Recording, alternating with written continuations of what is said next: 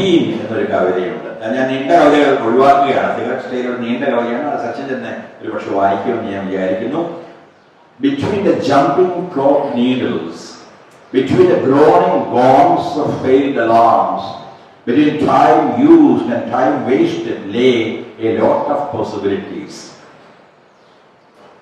ചാടുന്ന, വളരെ വേഗം സഞ്ചരിക്കുന്ന ഘടികാര സൂചികൾക്ക് ഇടയിൽ, ഉറക്കെ നിലവിളിക്കുന്ന ചേങ്കിലകൾക്കിടയിൽ, തോറ്റുപോയ മുറവിളികൾക്ക് അല്ലെങ്കിൽ അലാമുകളുടെ അടക്കവും ഉണ്ട് ഇംഗ്ലീഷില്, അലാമുകൾക്ക് ഇടയിൽ, ഉപയോഗിക്കപ്പെട്ട സമയത്തിനും പാഴാക്കപ്പെട്ട സമയത്തിനും ഇടയിൽ ഒരുപാട് സാധ്യതകൾ ഉണ്ടായിരുന്നു.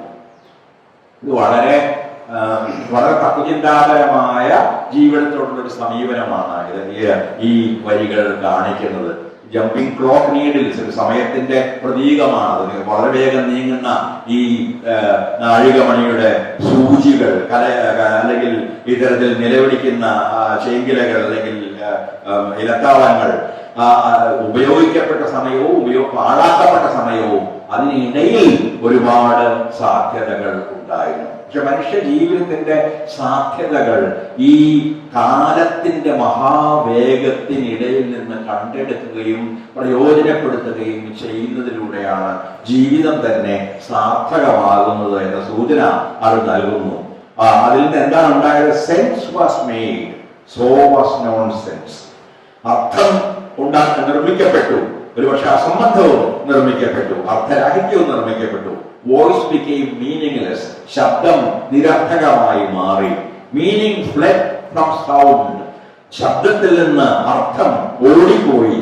Everything was barren and wet, എല്ലാം വന്ധ്യമായ ഈർപ്പം കൊണ്ട് നിറഞ്ഞു. എവറിഥിങ് മെയ്ഡ് അബ്സേർഡ് സെൻസ്, എല്ലാറ്റിനും അസംബന്ധമായ ഒരു സാരം ഉണ്ടായി വന്നു. ഈ ഒരു പാരഡോക്സ് എന്ന് പറയുന്ന, അതായത് ഒരു പരസ്പര വൈരുദ്ധ്യമുള്ള പദങ്ങൾ ഉപയോഗിക്കുന്നതിൽ നിന്ന് വരുന്ന ഒരു ജീവിത ബോധമുണ്ട്. അബ്സേർഡ് സെൻസ്, അതിൽ വിപരീതങ്ങളായ രണ്ട് വാക്കുകൾ, അബ്സേർഡ് എന്ന് പറയുന്ന അസംബന്ധം എന്നതും സെൻസ് എന്ന് പറയുന്ന ബോധം എന്നതും ഒരുപക്ഷെ നമ്മുടെ ജീവിതത്തെ കുറിച്ച് പറയാവുന്ന ഒരു വലിയ വിശേഷണമാണ്.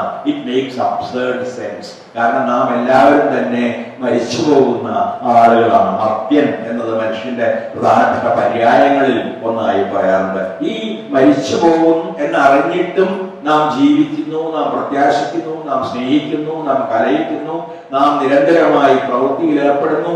ഇങ്ങനെ ഈ മരണം എന്ന മഹാ അസംബന്ധത്തിൽ നിന്ന് അല്പം അർത്ഥം പറിച്ചെടുക്കാൻ അല്ലെങ്കിൽ തോണ്ടിയെടുക്കാൻ ശ്രമിക്കുന്ന ഒരു പ്രവൃത്തിയാണ് ജീവിതം. ഈ ജീവിതത്തിന്റെ ഈ രണ്ട് അറ്റങ്ങളെയും കുറിച്ചുള്ള ആഴമേറിയ ഒരു വിചാരം ആ കവിതയിൽ ഉണ്ട് എന്ന് എനിക്ക് തോന്നുന്നു.